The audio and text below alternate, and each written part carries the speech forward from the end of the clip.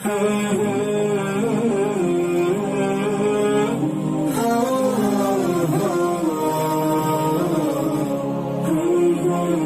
کامل مل جائے تو میں اکثر بولتا ہوں کہ اللہ اللہ کیے جانے سے اللہ نہ ملے.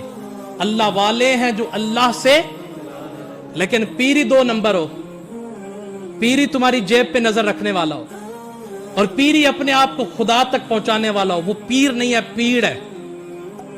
اس کے پاس جانا تمہاری حماقت ہے.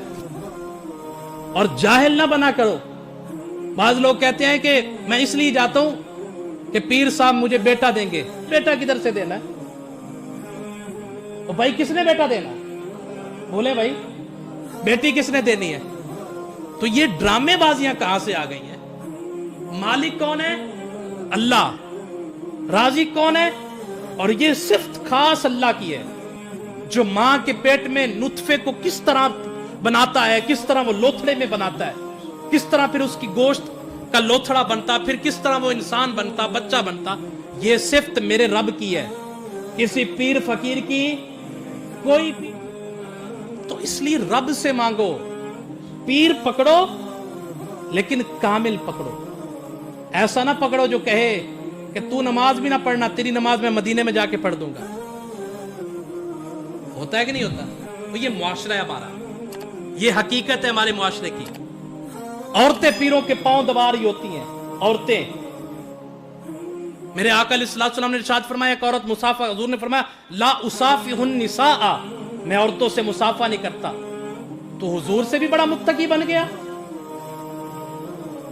تو حضور سے بھی بڑا پرہیزگار بن گیا کہ تجھے کچھ نہیں ہوتا، تو خوش رہ. اگر مرد ہے تو مرد کو اجازت بولے بھائی نہیں ہے.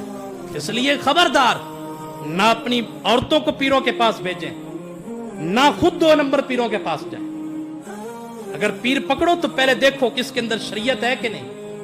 داڑھی منڈا پیر نہیں ہوتا جو خود شریعت پہ عمل نہیں کرتا، اور جو خود شریعت کے اوپر عمل نہیں کر رہا تمہیں کیا لگائے گا؟ اس میں طریقت نہیں ہے جس میں شریعت ہے.